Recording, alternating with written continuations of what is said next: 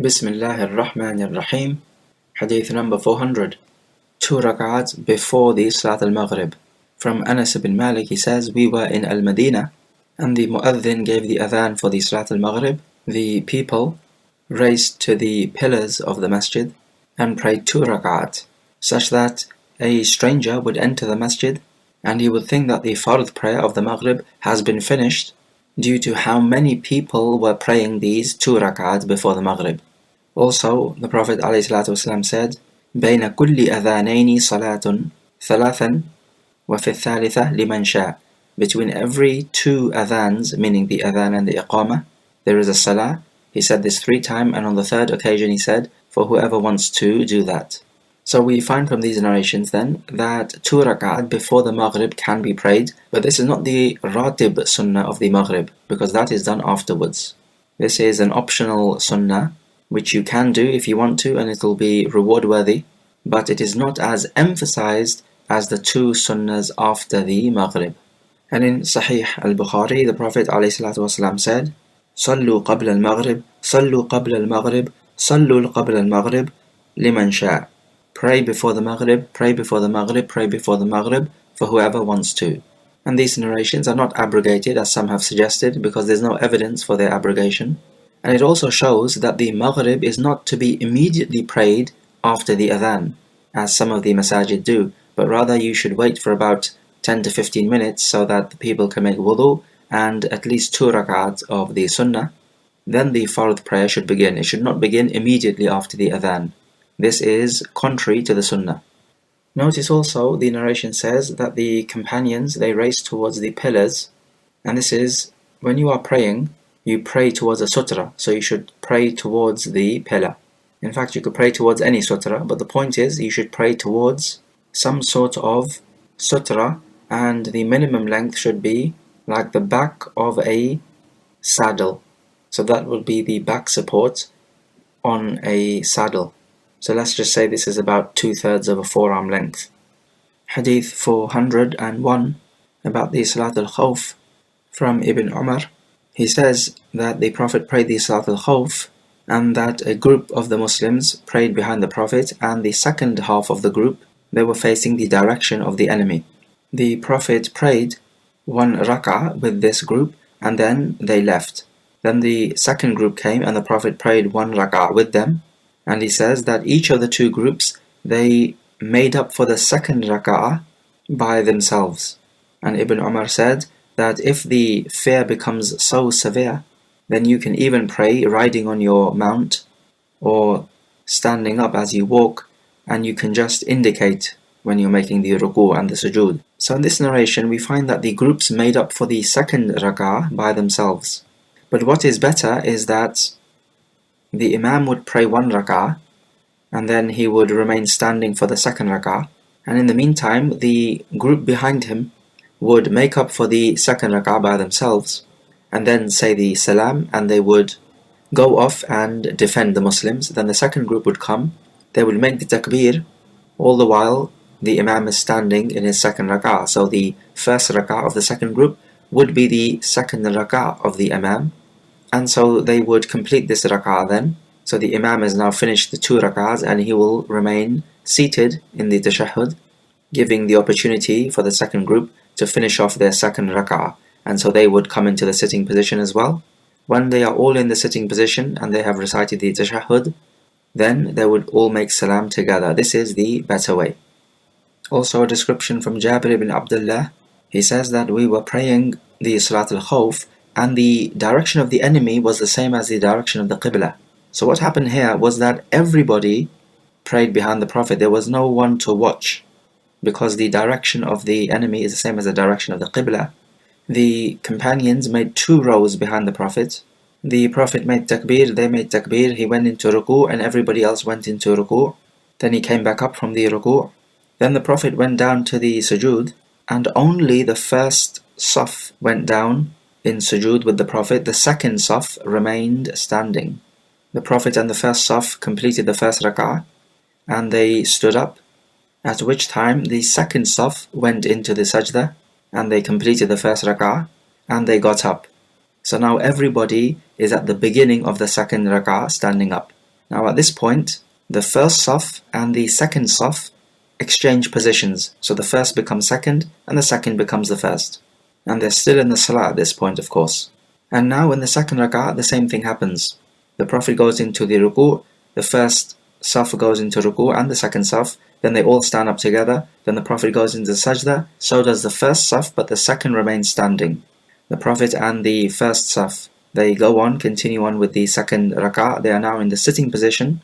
When they reach the sitting position, the second saf goes into the sajda and also reaches the sitting position. Now everybody is in the sitting position, and they all make the tashahhud, and the Prophet makes the salam, and everybody else makes the salam, and the prayer ends. So this description then is a different one. And the reason why it's different is because the enemy is in the same direction as the qibla, so everybody is facing the qibla, and hence everyone is facing the enemy, if the enemy was to emerge. Whereas in Ibn Umar's narration, the qibla was in the opposite direction, or in a different direction to the direction of the enemy. So that if everybody is praying, then everyone is facing the qibla, and there is no one facing the enemy's direction, which would of course leave them exposed. That's why they have to divide the group up into two. Another description which is mentioned in the same chapter is the Salah which took place in the expedition of the Dhatul Riqa', the one of the cloth, because the Sahaba would put some cloth on their feet to protect them because they did not have any shoes as they were traveling out. But anyway, this description is the same as the first description given in the chapter, only the difference is that the Prophet prayed the first rak'ah with the first group, and then the first group completed their second rak'ah behind the Prophet and made the salam and went away. Then the second group came, the Prophet completes his second rak'ah with them, and they are doing their first of course, and the Prophet remains seated, and the second group complete their second rak'ah off, and they all make the salam together. And this is the better way, and it is in accordance with what the Quran says about the Salat al-Khawf. Now as for the narration which says that each of the two groups made it up by themselves, then how does that actually work in real life? Because it seems to be all over the place. Anyone can just make up that second rak'ah whenever they want. Well, what appears to be the case is that the second group made up the second rak'ah by themselves without the Prophet.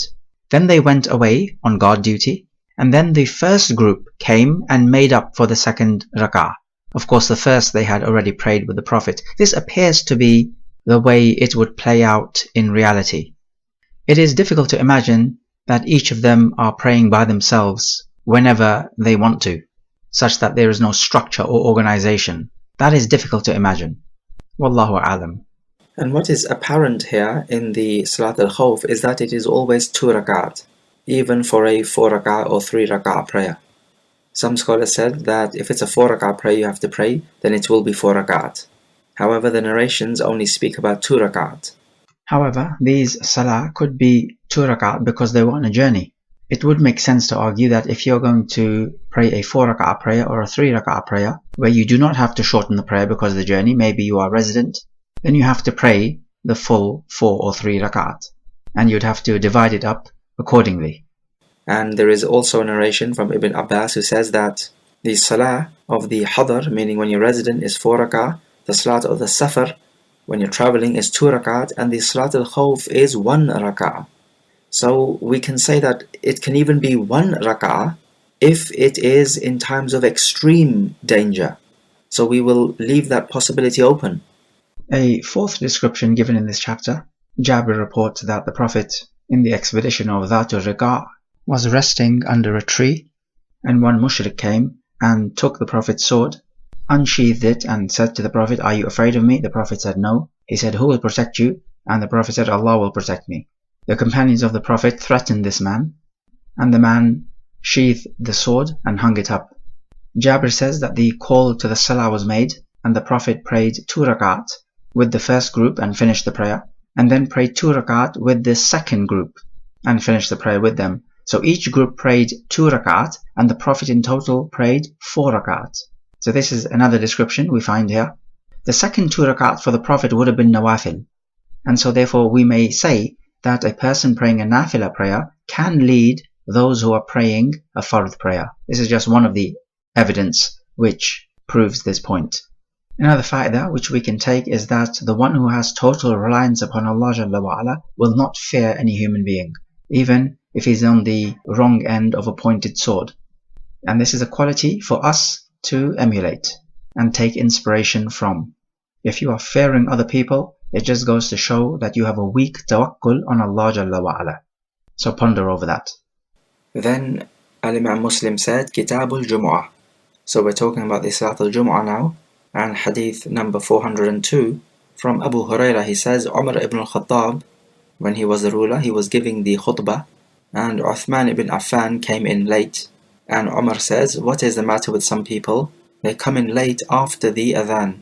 And Uthman said, O leader of the believers, I got ready as soon as I heard the adhan, and I only had time to make the wudu. And Umar said, and you only made the wudu as well? So on top of being late, you only made wudu? Did you not hear the Prophet say, إِذَا جَاءَ أَحَدُكُمْ إِلَى الْجُمْعَةِ فَلْيَغْتَسِلْ? When one of you comes to the Jum'ah, then let him take a bath. So from this narration then we can take that a bathing must be taken for the Salat al-Jum'ah and not just merely the wudu.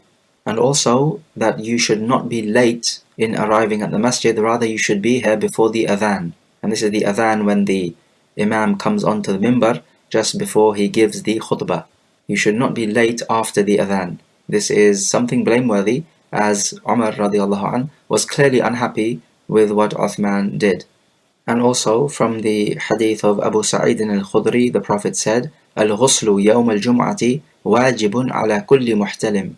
To make a ghusl on yawm al-jum'ah is obligatory upon every adult person. This hadith is clear cut that it is wajib to make ghusl for every adult. And this is the ghusl on yawm al-jum'ah. It begins from the fajr of Jum'ah, not the night before. This is not the day.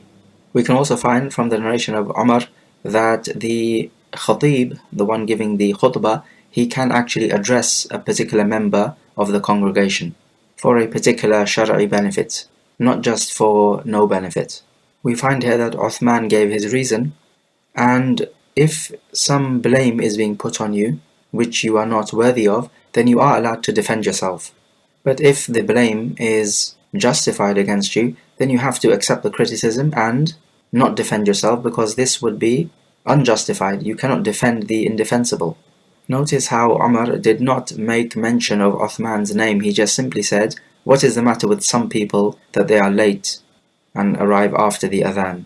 Because you don't want to publicly shame anyone. As for the obligation of taking a bath, then most scholars say it is mustahab and not wajib. They rely on the hadith in the Sunan, Man tawadda'a yawm al-jum'ah fabiha wa ni'mat wa man ightasala fal-ghuslu afdal. Whoever makes wudu on yawm al-jum'ah, then he has taken the sunnah and this is good, but whoever makes the ghusl, then that is better. Now there's a difference of opinion as to the authenticity of this hadith. Those who take it to be authentic would say that the ghusl is therefore mustahab. Those who say it is not authentic, they would say that the ghusl is wajib due to the hadith here in this Sahih Muslim. There is a middle opinion adopted by Shaykh al-Islam ibn Taymiyyah. He says that whoever has an offensive smell, then it is wajib upon him, but whoever does not, then it is not wajib, because the Salat al-Jumu'ah is a large congregation, and if you have some sort of offensive smell, then you will offend many people. They also use the narration of Umar here, because Uthman did not make the ghusl, and neither did anyone obligate him to perform the ghusl. Rather, he continued on with the Yawm al-Jum'ah Salah, with the wudu which he made. So they say therefore, the ghusl is better, but not wajib.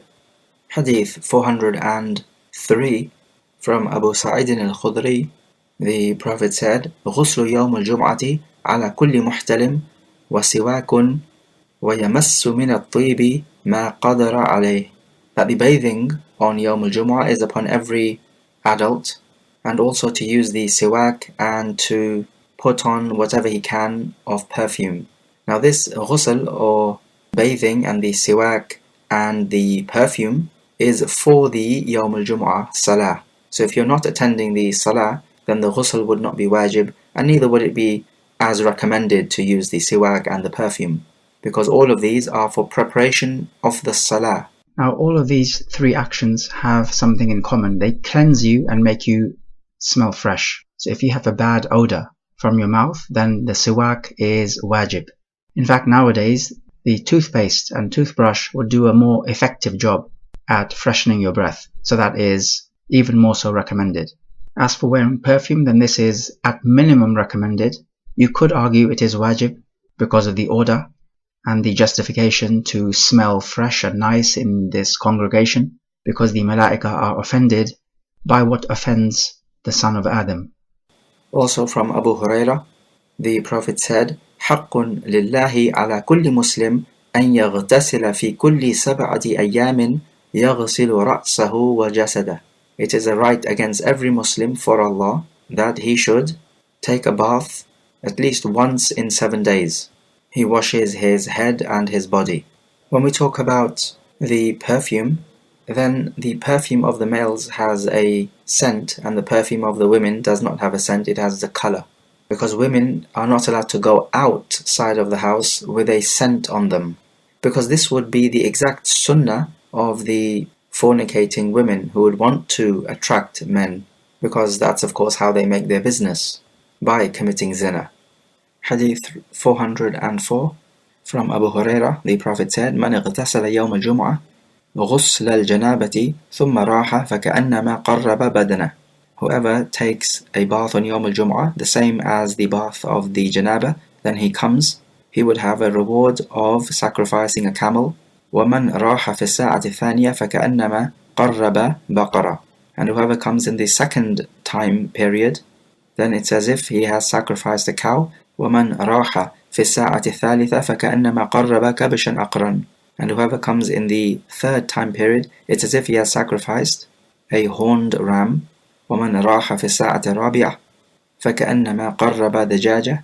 And whoever comes in the fourth time period, then it's as if he has sacrificed a chicken. وَمَنْ رَاحَ فِي السَّاعَةِ الْخَامِسَةِ فَكَأَنَّمَا قَرَّبَ بَيْضًا. And whoever comes in the fifth time period, then it's as if he has sacrificed an egg. فَإِذَا خَرَجَ الْإِمَامُ حَضَرَتِ الْمَلَائِكَةُ يَسْتَمِعُونَ الذِّكْرَ. Then when the Imam comes out, the malaika attend the khutbah to listen to the dhikr. So these time periods, what are these time periods? The ulama say that the time begins from the sunrise to the Imam starting the khutbah. So if you divide that time period up into 5, then whoever comes in the first time period, he will have the reward as if he sacrificed the camel, and so on. What is apparent from this hadith is that if you don't take the bath and you just come to the Yawm al-Jumu'ah without the bath, then you will not have this reward, because the hadith does clearly state whoever takes a bath on Yawm al-Jumu'ah and then comes. So make a note of this important point here. We also learn from the hadith that the malaika listen to the khutbah, and that the khutbah here is called the dhikr, because when it comes to matters of knowledge and circles of knowledge, they are circles of dhikr. And Allah Jalla wa Ala says, قَدْ أَفْلَحَ مَنْ تَزَكَّى وَذَكَرَ اسْمَ رَبِّهِ فَصَلَّى. He has been successful, the one who purifies himself, and he remembers the name of his Lord and prays. So this is talking about the dhikr, which is the khutbah, and the prayer, which is the Salatul Jumu'ah. And so this ayah most applies to the Imam of the masjid, because he's the one who gives the dhikr and he performs the Salah. It is a great virtue of the Imam. Now some scholars said that the timing of this hadith begins from the Zawal time, because that's when the time of Jumu'ah begins. But the problem is, if this was the timing, then everybody would be arriving pretty much at the same time, and hence accruing the same reward. The weightier opinion is that the timing begins from after the sunrise, because that is the time you are eligible to come to the masjid. As before that, there is the time of the Salat al-Subh. Now of course that means that if you want the reward of the camel, then you'll have to come right early, hours before the Imam comes to the mimbar. This narration also stresses to us to come to the Jumu'ah before the khutbah starts, because then at least you will have the reward of giving an egg in charity. As for if you come late when the Imam is already giving the khutbah, then you have missed out on easy reward. Hadith number 405, about being quiet on Yawm al-Jumu'ah during the khutbah. From Abu Hurairah, the Prophet said, إِذَا قُلْتَ لِصَاحِبِكَ أَنصِتْ يَوْمَ الْجُمْعَةِ وَالْإِمَامُ يَخْطُبْ فَقَدْ لَغَوْتَ. If you say to your companion, be quiet during the khutbah on Yawm al-Jumu'ah, then you have spoken nonsense, or you have spoken that which is to be rejected. From this we find it is haram to speak during the khutbah when the Imam is addressing you. You are allowed to address the Imam for a particular need, but you are not allowed to address any other member of the congregation. Even if another member of the congregation is speaking and you tell him to be quiet, that is still haram. And from other narrations we know that you will not be rewarded fully for the Salat al-Jumu'ah. Is it permissible to indicate to somebody? Yes, it's permissible to indicate. For example, if somebody needs a space to sit down and you can see a particular space, you can indicate to him to tell him, hey, look here, there's a space, come and sit down here, using your hands as indicators. So that would be okay, but you're not allowed to verbally say anything. The rule applies also to returning the salam. It is haram to do so, and also to say Ya Rahmakallah for someone who sneezes and says Alhamdulillah. You may return the salam using hand signals, but that's the best you can do. What about when the Imam sits down and is not speaking? Well, here you are allowed to speak because the Imam is not addressing the congregation. Hadith 406, about a particular special time on Yamaljuma. From Abu Hurairah, the Prophet said, إِنَّ فِي الْجُمْعَةِ لَسَاعَةً لَا يُوَافِقُهَا مُسْلِمٌ يَسْأَلُ اللَّهَ فِيهَا خَيْرًا إِلَّا أَعْطَاهُ إِيَّاهُ. On Yawm al-Jumu'ah there is a particular time period. No Muslim comes across this time period in which he is asking Allah for some goodness except that Allah will grant it to him. And in another narration of the same chapter he says, هِيَ مَا بَيْنَ أَن يَجْلِسَ الْإِمَامُ إِلَىٰ أَن تُقْضَى الصَّلَاةِ. This time is between when the Imam sits down, meaning on the mimbar, to give the khutbah, up until when the Salah is finished. So this time is a very small period. So this time period then the Imam can make use of it by making some dua in his khutbah if he wants to, and also making dua in the Salah is always recommended. Actually, about this special time period, this is one opinion, that it's between when the Imam sits down, ready for the khutbah, up until when the Salah finishes. The other opinion is that it is during the last part of Yawm al-Jumu'ah, between the Asr and the Maghrib sometime.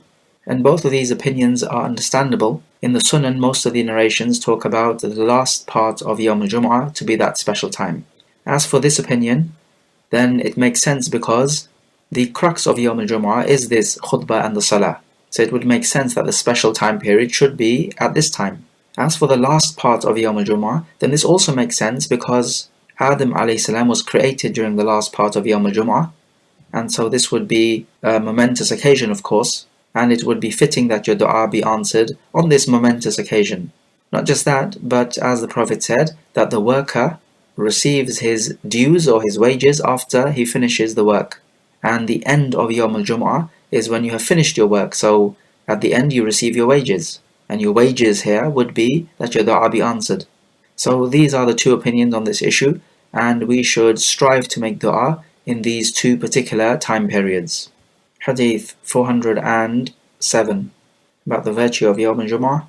From Abu Hurairah, the Prophet said, خَيْرُ يَوْمٍ طَلَعَتْ عَلَيْهِ الشَّمْسُ يَوْمُ الْجُمُعَةِ فِيهِ خُلِقَ آدَمُ وَفِيهِ أُدْخِلَ الْجَنَّةَ وَفِيهِ أُخْرِجَ مِنْهَا وَلَا تَقُومُ السَّاعَةُ إِلَّا فِي يَوْمِ الْجُمُعَةِ. The best of the days that the sun rises on is Yawm al-Jumu'ah. On this day Adam was created, on this day he was made to enter Jannah, and on this day he was taken out of Jannah, and Yawm al-Qiyamah will only be established on Yawm al-Jumu'ah. So this hadith mentions 4 virtues of Yawm al-Jumu'ah, as you have just heard there in the translation, thus making it the best day of the week. The best day of the year is Yawm Arafah, which is the 9th of Dhul Hijjah, and the best night of the year is Laylatul Qadr, which is during the end part of Ramadan. And in another narration of the same chapter, the Prophet ﷺ gives an analogy. He says that the Yawm al-Jumu'ah is for the Muslims, Yawm al-Sabt is the special day of the Yahud, and Yawm al-Ahad is the special day of the Christians. So he says that we, the Muslims, come before the Yahud and the Nasara in the week, in terms of the special day. And he says, so likewise we will be judged before them on Yawm al-Qiyamah as well, and hence enter Jannah before any other nations, even though we are the last nation on earth. But this nation, meaning the nation of Muhammad ﷺ, will enter Jannah before any other believing nation who came before us. So being a Muslim in the Ummah of Muhammad ﷺ has 2 virtues. Firstly, you're a mu'min, and that in itself is a virtue in whatever time era you're living in. But on top of that, you are a mu'min in the Ummah of Muhammad ﷺ who are the favored nation, they will be judged first and enter Jannah before anyone else. So this is a double virtue. Walhamdulillah. So the Prophet said, نَحْنُ الْآخِرُونَ وَنَحْنُ السَّابِقُونَ يَوْمَ الْقِيَامَةِ. We are the last nation on earth, but we will be the first ones on Yawm al-Qiyamah. Also in the chapter, the Prophet ﷺ informed us that the previous nations disputed as to what the special day was, and he says that Allah has guided us to this special day, meaning the Yamaljuma. So he says that we are before the Yahud and the Nasara in terms of the special day of congregation. So we're talking about the Friday, Saturday and Sunday. And likewise we will be before them to be judged and enter Jannah. So that is to say that the followers of Muhammad ﷺ will be judged and enter Jannah before the followers of Musa ﷺ and before the followers of Isa ﷺ. And likewise with all other prophets.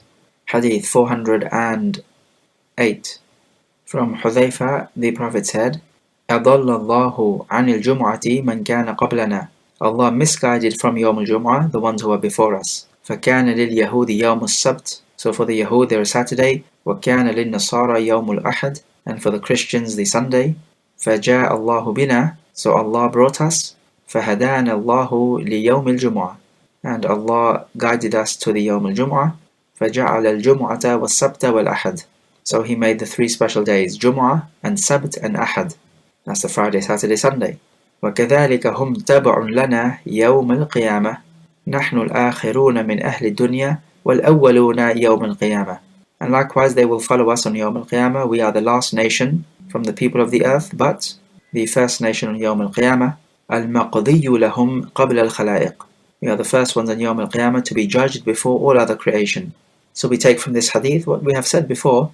This ummah will be judged first, will be given their scriptures in their right hands first, and will enter Jannah first. We also know from other narrations about another virtue of this ummah, which is that the good or righteous actions which we have performed, we will be rewarded for these actions to a greater degree than the nations before us. The nations before us, the believers amongst them, they will be rewarded for their righteous actions, and they will not experience any shortfall. Of course, Allah Jalla wa Ala does not decrease your reward.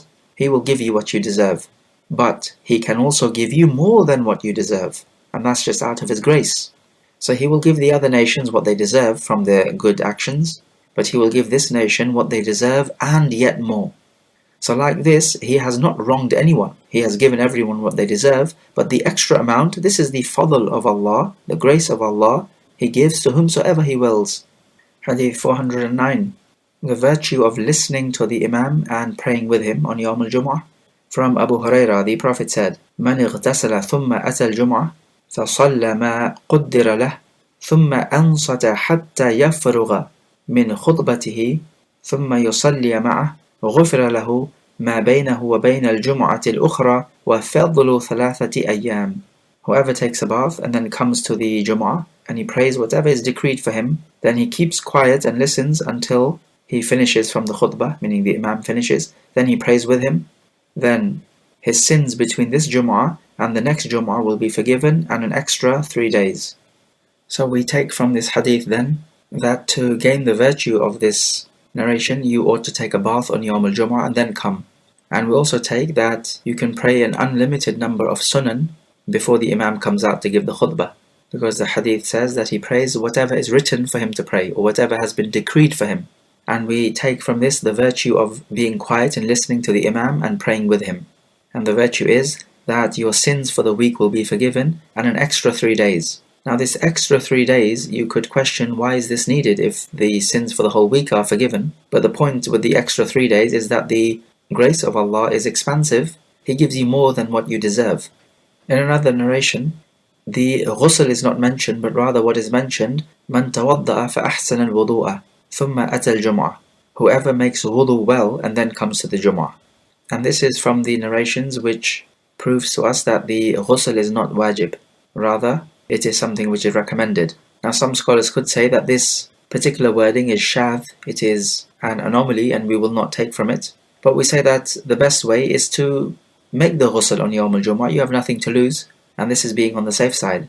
Also the narration mentions, وَمَنْ مَسَّ الْحَصَى فَقَدْ لَغَى. And whoever touches the stones in the ground, then he has spoken nonsense, or he has done something which is futile. So you ought not to be playing around with stones or other things during the khutbah. Rather, your full focus needs to be on what the Imam is saying. And if that's the case with just playing with stones, then what about being on your phone, whether it is looking at different apps and so on, whilst the Imam is giving the khutbah? This is even more so haram. Hadith number 410, about the timing of Yamaljuma, from Salaah ibn al-Aqwa. He says, we used to congregate for the Jum'ah with the Prophet ﷺ when the sun would decline, and then we would return back and we would be seeking the shade. And in another narration he says that we would not find any shadow cast by the walls when we would return. Now there's a difference of opinion as to when the Salat al-Jum'ah starts. Most scholars say the timing is exactly of the Dhuhr, so it is when the sun declines. Imam Ahmad says that the timing is the same as the timing of the Salat al-Eid, which is when the sun rises a spare length, about 1¼ meters above the horizon, and it goes all the way up until Asr time. So upon that opinion, it's a very long time. And he uses evidence which suggests to us that the Prophet prayed the Salat al-Jum'ah before the zenith. But the majority opinion is the safest, and this is definitely when the Prophet would pray the Salat al-Jum'ah when the sun would decline from the zenith. So it appears he would pray this immediately after the sun would decline, so he would give the khutbah and the Salat al-Jum'ah, and when they would return, there would not be enough of a shadow or shade cast by the walls such that they could adequately take shelter from the heat of the sun.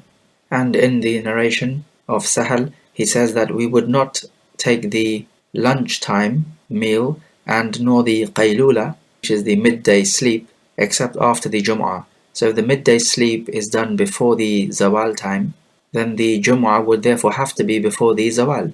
And this is from the evidence of the madhab of Imam Ahmad that the Yawm al-Jum'ah can be done before the Zawal. But it could be argued that on Yawm al-Jum'ah they would take their qaylula and their ghada, which is the lunch, after the Yawm al-Jum'ah. So just on that day they would delay it, because they would give priority to the Yawm al-Jum'ah Salah. And also, when we talk about them not finding any shade, it could give the idea that this is before the zenith, or at the zenith, which would then mean that the Salat al-Jum'ah took place before the Zawal. But we can interpret the hadith to mean that there wasn't sufficient shade cast by the walls that they could adequately take shelter from the sun, but that there was shade, so the sun had declined. But in any case, we say that the safer option is the majority opinion, that the Salat al-Jum'ah should begin at the Dhuhr time. Also note, there's a great difference between the timing of Salat al-Dhuhr and Salat al-Jum'ah, which is that if you miss the timing of Dhuhr through, let's say, sleep or forgetfulness, then you can still make up for the Dhuhr at Asr time. But you cannot do the same thing for the Salat al-Jum'ah. Rather, if you missed it due to forgetfulness or sleep, you would have to pray the Salat al-Dhuhr at Asr time. Hadith number 411, about 2 khutbahs being given before the Salat al-Jum'ah. The statement of Ibn Umar, he says that the Prophet would give the khutbah on Yawm al-Jum'ah while standing up. Then he would sit down, then he would stand back up, just as the people are doing nowadays. So in this simple narration, we can take that the khutbah is to be given in 2 parts, and you sit down for a short while in between the 2 parts, and when you're giving the khutbah, it is to be given standing up. This is the sunnah. Of course, you stand up on the mimbar. Now, if you were to give the khutbah just in 1 part without sitting down in between, so just 1 khutbah, would this be acceptable? The answer is yes, this would be sahih, it would be acceptable, and you could pray the Salat al-Jum'ah afterwards, but it would not be in accordance with the strict sunnah. The reason why it would be acceptable is because it does hold true that you have given the khutbah. And we know from the conditions for the Salat al-Jum'ah to be correct is that a khutbah must precede it. So even if just 1 khutbah precedes it, then that would suffice. But the sunnah is that the khutbah be divided up into 2 parts, given while standing up and sitting down in between the 2 parts. If you give the khutbah sitting down, again this would suffice, but it is not the sunnah. Also in the chapter from Jabir ibn Samurah, he says that anyone who informs you that the Prophet gave the khutbah sitting down, then he has spoken a lie. He says, Wallahi, I prayed with the Prophet more than 2,000 Salah. So here Jabir ibn Samurah is saying that the Prophet would give the khutbah standing up. And indeed, that is the sunnah. Also in the chapter from Jabir ibn Abdullah, he says that the Prophet was giving a khutbah standing up on Yawm al-Jum'ah, and a trade caravan from Asham came, and the people turned their attention to the trade caravan and ran to it. And only 12 people were remaining with the Prophet. And so Allah sent down the ayah, وَإِذَا رَأَوْا تِجَارَةً أَوْ لَهْوًا انفَضُّوا إِلَيْهَا وَتَرَكُوكَ قَائِمًا. And when they see the trade or some other distraction, they disperse to it and they leave you, O Prophet, standing. From this narration we can take that the Prophet would be giving the khutbah standing up, as the ayah says, وَتَرَكُوكَ قَائِمًا. They would leave you standing up. In fact, the words of Jabir ibn Abdullah themselves, they say that the Prophet was giving the khutbah standing up. So yet another evidence that the Prophet gives the khutbah standing up, we find from the ayah mentioned in the narration that Allah rebukes those people who leave the Prophet, distract themselves from the khutbah and go to the trade caravan, and that this is something not to be done. So Allah does not approve of this action. Rather, He speaks out against it. And so, it is not permissible for any Muslim to distract himself from the khutbah, be it running out to some distraction, or even messing about and playing with stones or pebbles on the ground, or clicking his fingers, or looking elsewhere and distracting himself by any means. This is not permitted. Rather, your full attention must be to the khutbah. Some scholars have taken from this narration that the minimum amount of people for the Salat al-Jumu'ah needs to be 12 in the congregation and 1 Imam. So that would be 13 in total. And so if there's less than this number, then you don't need to pray the Salat al-Jumu'ah. And there are various numbers on this. 40 is another number which has been given. And they use the narration that the first Salat al-Jumu'ah taking place in Al-Madinah, it had 40 men. Others say 3 because of the narration, مَا مِنْ أَهْلِ قَرْيَةٍ ثَلَاثَةٌ لَا تُقَامُ فِيهِمُ الْجَمَاعَةِ إِلَّا اسْتَحْوَذَ عَلَيْهِمُ الشَّيْطَانِ. There are no 3 people in any village or a town in which the Jama'ah Salah is not established amongst them, except it's the case that the shaitan has taken full control over them. And this is the opinion favored by Shaykh al-Islam ibn Taymiyyah, that the minimum number for the Salat al-Jumu'ah is 3, 2 in the congregation and 1 Imam. Other scholars like the Zahiriyah, they've said 2 people, 1 Imam and 1 follower. They say this is the minimum number because this is the minimum number for any Salat al-Jama'ah. And this is a decent enough opinion. It's difficult to find the holes in this opinion of the Zahiriyah. Another opinion says just one person can do this Salat al-Jumu'ah, and they use as their argument this idea that the Salat al-Jumu'ah is the Fardul Waqt. It is an obligation of the time. So whenever the time is present, the obligation is present. So if you're just one person, then you perform it. But this does not appear to be a strong opinion. The Salat al-Jumu'ah is necessarily a congregational prayer. Also in the chapter, from Ka'b ibn Ujrah, he entered the masjid and Abdurrahman ibn al-Hakam was giving the khutbah sitting down, and he said, "Look at this foul person, this khabith person. He's giving the khutbah sitting down." And Allah Jalla wa Ala says, وَإِذَا رَأَوْا تِجَارَةً أَوْ لَهْوًا انفَضُّوا إِلَيْهَا وَتَرَكُوكَ قَائِمًا.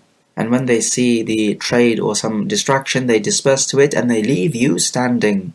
So Ka'b ibn Ujrah used this ayah to rebuke Abdurrahman ibn al-Hakam because he was giving the khutbah sitting down, and he used this ayah to prove that you give the khutbah standing up.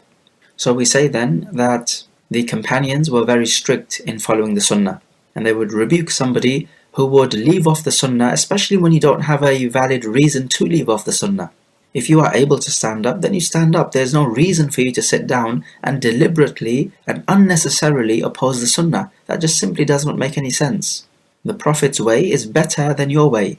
Hadith 412, the severity of leaving off the Salat al-Jumu'ah. From Abu Hurairah, the Prophet said, لَيَنْتَهِيَنَّ أَقْوَامٌ عَنْ وَدْعِهِمُ الْجُمُعَاتِ أَوْ لَيَخْتِمَنَّ اللَّهُ عَلَى قُلُوبِهِمْ ثُمَّ لَيَكُونُنَّ مِنَ الْغَافِلِينَ. Those people who leave off the Salat al-Jumu'ah must cease, or Allah will seal their hearts and they will surely be of the heedless. Abu Hurairah heard the Prophet say this hadith as the Prophet was standing on the mimbar made of wood. So we can take from the narration that you stand on the mimbar when you are giving the khutbah. And this is the khutbah of the Jumu'ah we are speaking about, not the khutbah of the Eid. That's not on the mimbar. The Salat al-Jumu'ah is fardu ayn on the men who are able to come, of course. So if you're ill, that's an exception. And we see from this hadith a frightening warning that your heart will become sealed if you continuously leave off these Salat al-Jumu'at without any valid excuse. And if your heart is sealed, we find then you will become from the ghafilin, from those who are heedless of Allah Jalla wa Ala. Just as you see the average kafir nowadays. We take from the ayat that Allah Jalla wa Ala is the one who misguides, as He seals people's hearts. But He doesn't just misguide just as a random act, but rather He misguides people due to them choosing the misguidance and being happy with the misguidance, so He leaves them in their trespasses, wandering blindly. And that is essentially their fate sealed in this world. Hadith 413, about the Salah and the Khutbah being light. From Jabir ibn Samurah, he says, I was with the Prophet, and his Salah and his Khutbah were both moderate, so neither too long nor too short. Now, the word moderate needs to be understood properly. Moderate is not what the people deem to be moderate. Moderate means in accordance with the Sunnah. This is moderate. Otherwise, anyone can just define moderate the way he wants to, in accordance with his whims and desires. Rather, we say moderate is what the Prophet did. Now, the narrations which are coming up, they tell us that the Prophet would recite much in his khutbah, Surah Qaf, and talk about that much. So it appears that the moderate khutbah would be about 20, 25, maximum 30 minutes. So each half being approximately 15 minutes, there or thereabouts. His salah was moderate. Well, we know his sunnah in the first rak'ah, he would recite Sabbih isma rabbikal a'la, in the second one, Al-Ghashiyah, or it could be in the first one, Surah Al-Jumu'ah, in the second one, Al-Munafiqun. And we also know that all of his positions were proportionate, so if the standing was long, the other positions would also be proportionately longer. So from there then, you can get an idea of how long the salah would be. Hadith 414, about how the khutbah is delivered, from Jabir ibn Abdullah. He says, when the Prophet would give the khutbah, his eyes would turn red, his voice would be raised, and his anger would become severe, as if he was warning the people of an oncoming army that is approaching to attack them. And he would say, بُعُثْتُ أَنَا وَالسَّاعَةُ كَهَاتَيْنِ, I and the last hour have been sent like this. And he would put up his index and middle finger together. And he would say, أَمَّا بَعْدْ, as for what follows, فَإِنَّ خَيْرَ الْحَدِيثِ كِتَابُ اللَّهِ, the best speech is the book of Allah, وَخَيْرُ الْهَدِي هَدِيُ مُحَمَّدٍ صَلَّى اللَّهُ عَلَيْهِ وَسَلَّمَ, and the best guidance is the guidance of Muhammad ﷺ. وَالشَّرُّ الْأُمُورِ مُحْدَثَاتُهَا, and the most evil affairs are the newly invented ones. وَكُلُّ بِدْعَةٍ ضَلَالَةٍ, and every innovation is misguidance. And he would also say, أَنَا أَوْلَى بِكُلِّ مُؤْمِنٍ مِّن نَفْسِهِ مَنْ تَرَكَ مَالًا فَلِأَهْلِهِ وَمَنْ تَرَكَ دَيْنًا أَوْ ضِيَاعًا فَإِلَيَّ وَعَلَيَّ, I have more right to the believers than they have to themselves. Whoever dies and leaves some wealth, then it belongs to his family, and whoever leaves a debt or some family which needs financial support, then the responsibility is upon me. Okay, so from this narration we learn a few good important points. First of all, the behavior of the Imam as he gives the khutbah. It should be in an urgent fashion. He should have some anger. His eyes are red, his voice is loud, as if he's warning the people of an oncoming army who is about to destroy them. This should be the nature of the Imam. And this makes sense because if the Imam just gives a relaxed speech, then it will not have as much of an effect on the hearts of the listeners. Whereas if he speaks with some desperation and urgency, it will wake the congregation up. This is what is required. If you look at these church sermons, most of the congregation is sleeping because the priest is so boring. The priest does not have the guidance of the Prophet ﷺ. And lo and behold, nobody bothers going to church. Instead of sleeping in the church, you could be sleeping in your bedroom. Makes more sense. We find that the Prophet ﷺ himself is a sign of Yawm al-Qiyamah, as he says that he has been sent very close to the Yawm al-Qiyamah. The Prophet would begin by giving the Khutbatul Hajah, and part of that has been narrated in this narration, where he says that the best of speech is the Book of Allah. That of course is true. وَتَمَّتْ كَلِمَةُ رَبِّكَ صِدْقًا وَعَدْلًا, and the words of your Lord have been perfected both in terms of truth and justice. And the best guidance is that of the Prophet. Different groups, different religions, different individuals, different worldviews try to guide others to their way. But the best of guidance is the guidance of the Prophet. Then he talks about the opposite of the guidance of the Prophet, which is bid'ah. And every bid'ah is a misguidance. Now this bid'ah is general, so it includes all types of bid'ah. And with a bid'ah, we would define it to be to draw closer to Allah using a means which Allah has not legislated in the Sharia. So when it comes to worldly affairs, or those affairs which help you in your already institutionalized acts of worship, then they are not bid'ah. For example, prayer timetables is not an act of worship in and of itself, but rather it helps you to perform an already established act of worship. Or for example, building schools and universities. These are not acts of worship in and of themselves, rather they help to run the society. Publishing beneficial books. It's not an act of worship in and of itself, but it does help people perform acts of worship as they can learn about their deen. So this is from the maslaha mursala, from the general benefits to society, which helps you to live life and to practice your deen. So if bid'ah is understood in the way we have defined it, then it becomes known that there is no such thing as a good bid'ah. As for the statement of Umar radiallahu anhu, when he saw the companions gathered together in congregation for the Salat al-Taraweeh, he said, "Ni'mat al-bid'atu hadi," what an excellent bid'ah this is. Then this is a bid'ah nisbiyah, a relative bid'ah, because it used to be done in congregation during the time of the Prophet. We know that. Then afterwards, people stopped doing this. Then after a while, they started doing it again. So they recommenced this sunnah. This is why Umar said, what an excellent bid'ah this is. He does not mean bid'ah as something which is completely new, which was unknown to the Prophet. No, rather he means bid'ah, which is something relatively new, but not completely new. And he also says that I have more right to the believers than themselves. Whoever leaves wealth, then it is for his family. So that's clear enough to understand. But then he says, whoever leaves some debt or some family that needs feeding, then this is my responsibility.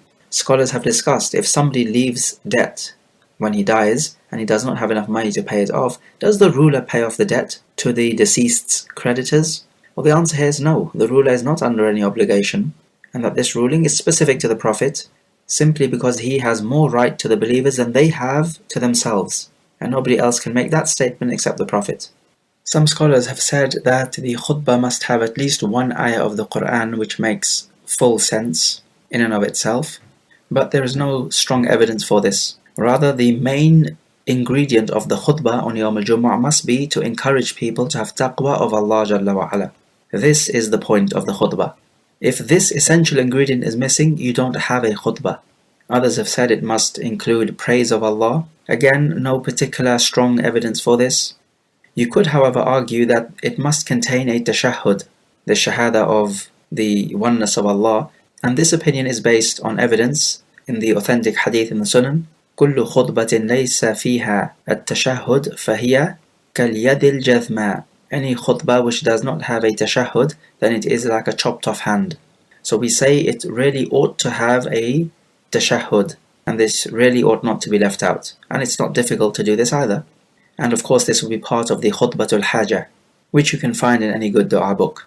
In the same chapter we learn some more words which the Prophet would say in his Khutbatul Hajah. Before beginning the main topic, he would say, مَن يَهْدِهِ اللَّهُ فَلَا مُضِلَّ لَهُ وَمَن يُضْلِلْ فَلَا هَادِيَ لَهُ.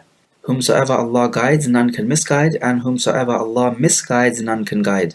And after saying the Khutbatul Hajah, he would say, أَمَّا بَعْد, as for what follows. And this is recommended. Is it permissible to give the khutbah in a language other than the Arabic? The answer is most certainly yes, because the whole idea of the khutbah is that the people understand what you are saying. You cannot exhort people to have taqwa of Allah when they don't understand what you're saying. This is senseless. As for those who say that the khutbah is an act of worship, and it should be done exactly as the Prophet did it, and he did it in Arabic, therefore it must be done in Arabic, we say delivering the khutbah is an act of worship, but the words of the khutbah are not an act of worship. So the khutbah is an act of worship, but the words per se of the khutbah are not an act of worship, such that we have to do it exactly as the Prophet did it. The khutbah is akin to giving da'wah. Is da'wah an act of worship? Yes, da'wah is an act of worship. But the language you use to give da'wah, is that an act of worship? No. You don't draw closer to Allah with the actual words itself. So da'wah can be given in English, it can be given in Arabic, it can be given in any language, as long as you are giving the da'wah. And so khutbah is the same thing. it can be given in any language as long as you are giving the khutbah. So the khutbah itself is the act of worship, not the particular individual words which you use. As opposed to reciting Al-Fatiha in your Salah. The words in and of themselves are an act of worship. So you're not allowed to deviate with even a letter. So notice this difference. Also in the chapter, the Prophet ﷺ said, إِنَّ طُولَ صَلَاةِ الرَّجُلِ وَقِصَرَ خُطْبَتِهِ مَئِنَّةٌ مِنْ فِقْهِ فَأَطِيلُوا الصَّلَاةَ وَاقْصُرُوا الْخُطْبَةَ وَإِنَّ مِنَ الْبَيَانِ سِحْرًا. The lengthening of the salah of a person and the shortness of his khutbah is a sign of his fiqh or his understanding. So lengthen the salah and shorten the khutbah, and verily from the speech there is magic.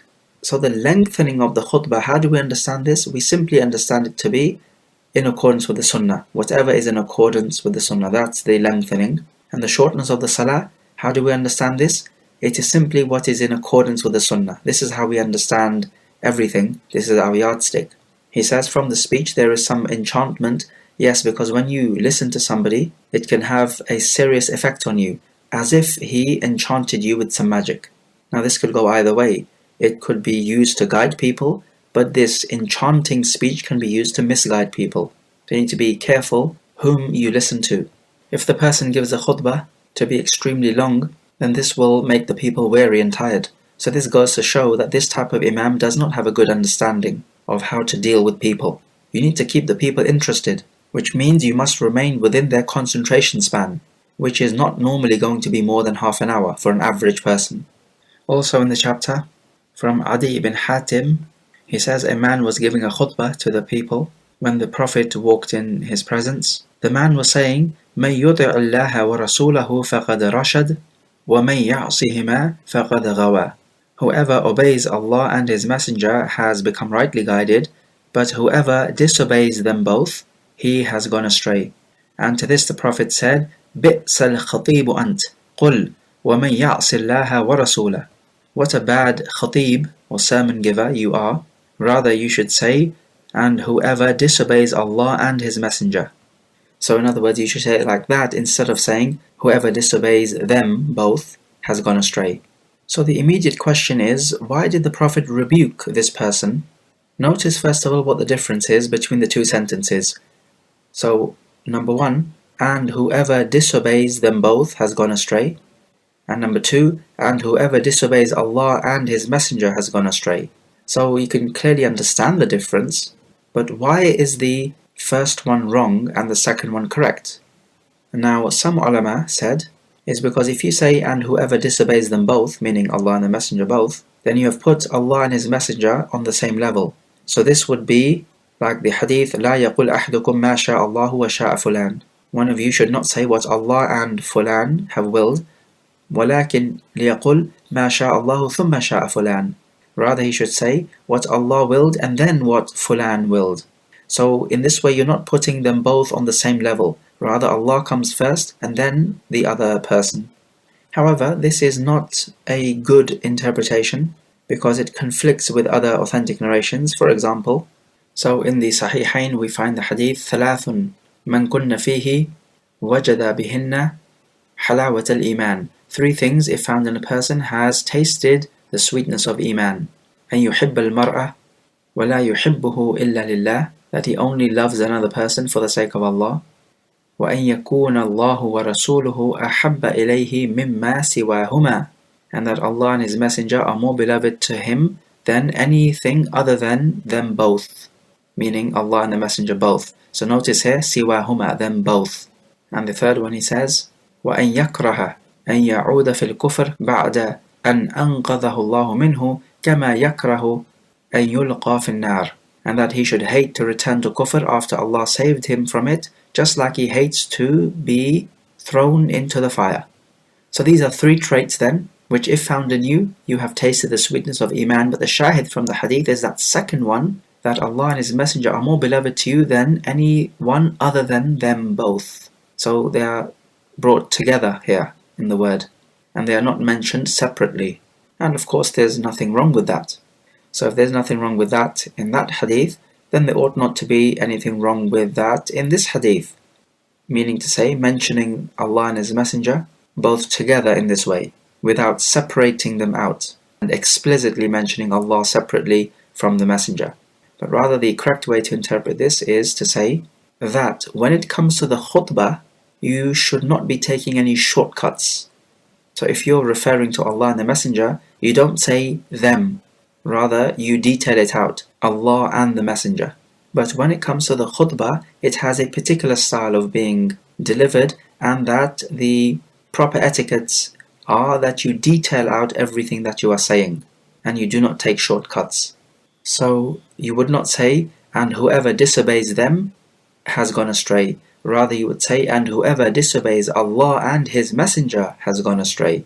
So with the khutbah you detail it out. As for if you were just giving a casual fatwa or a ruling, or maybe speaking in a study circle or the like, then yes, you can take these shortcuts and there's nothing wrong with it. As we found in the hadith, as quoted, the Prophet himself did this. And so from this narration then, we can learn a valuable point, which is that when you give the khutbah, you detail out what you are saying and you don't take any shortcuts. This is from the etiquettes. So if you're giving the khutbah, then be sure not to forget this. Also in the chapter, from Amra bint Abdurrahman, this is one of the female companions, who reports from a sister of Amra. She says that I learnt the Surah Qaf wal Quran al-Majid from the Prophet himself on Yamaljuma, because he used to recite it on the mimbar every Jum'ah. So we take from this narration then that you give the khutbah on the mimbar, because the word mimbar is clearly used in the Arabic of the narration. And we also take the Prophet would recite Surah Qaf in his khutbah. Now if that's the case, then the khutbah is not going to be like a 10-15 minute khutbah. That's impossible with Surah Qaf. It would have to be slightly longer. So this is why we say if you keep it to about half an hour max, this would make sense. Does this narration prove that women attend the Salatul Jumu'ah? Well, not necessarily. Don't forget what she says. She says that she heard the Prophet recite this on the mimbar. Now it's perfectly possible to do this without actually attending the Salatul Jumu'ah. So there's no evidence in this narration that women do attend the Salatul Jumu'ah, or that it is recommended or obligatory upon them to do so. We know that's not the case. It's neither recommended nor obligatory upon them. Their homes are better for them, we know that. Question: why would the Prophet recite Surah Qaf so eagerly on the khutbah of Jumu'ah? Well, Surah Qaf really encapsulates what the khutbah ought to be about. This surah mentions the resurrection, it mentions death, it mentions severe preaching, and discourages strongly from doing evil. So it encourages to do good and forbids from doing evil. This surah is like a preaching in and of itself. And this is exactly what the khutbah of Yamaljuma should be. So you can think of Surah Qaf as a khutbah in and of itself. And also in the chapter, from Umara ibn Ru'ayba, he says that he saw Bishr ibn Marwan on the mimbar giving the khutbah. He was raising his hands, and Umara ibn Ru'ayba said, قَبَّحَ اللَّهُ هَاتَيْنِ الْيَدَيْنِ, may Allah disfigure these hands, meaning the hands of Bishr ibn Marwan. He says, I saw the Prophet and he did not do any more than point with his index finger. So he did not raise his hands whilst giving the khutbah on the mimbar. He did no more than simply raise the index finger and point with it. So from this we learn yet another etiquette of the khutbah. You do not raise both your hands when making dua. The Prophet did not do this. And we can see here the companion Umara ibn Ru'ayba rebuking this act quite vehemently, where he says, may Allah disfigure these hands. Just look how strict the companions were in following the sunnah, and how critical they were when anyone would deviate away from the sunnah. Just ponder over this, O listener, akramakallah. You are, however, allowed to raise your hands when making dua for rain. We know the Prophet did this during the khutbah when the man came and asked him that there is no rain and the animals are dying out. The Prophet raised both of his hands extremely far up, such that the whiteness of his armpits could be seen, and in fact the back of his hands were pointing up towards the sky. That's how much he exaggerated, and he made dua. But this is for asking for rain and for a particular reason. The normal case is that you don't raise your hands during the khutbah. Generally when making dua you raise your hands, that's fine, except when we have evidence, or what is apparent from the evidence, that you don't raise your hands. So for example, when you enter the lavatory, we know that you make the dua. Allahumma inni a'udhu bika min al-khubuthi wal-khaba'ith. But you just make this dua before entering the lavatory and you don't raise your hands because this is what is apparent from the narration. And likewise with these particular instances where dua has been narrated, such as the lavatory dua, but also on the other occasions. What is apparent here is that you do not raise your hands. Okay, let's take some review questions. So question number 1. Give 4 descriptions of the Salatul Khawf as mentioned in Sahih Muslim. Question number 2. Explain the 5 different times at which you can arrive for the Jumu'ah and the reward for each time. Question number 3. Must the Khutbah of the Jumu'ah be in Arabic? Explain your answer.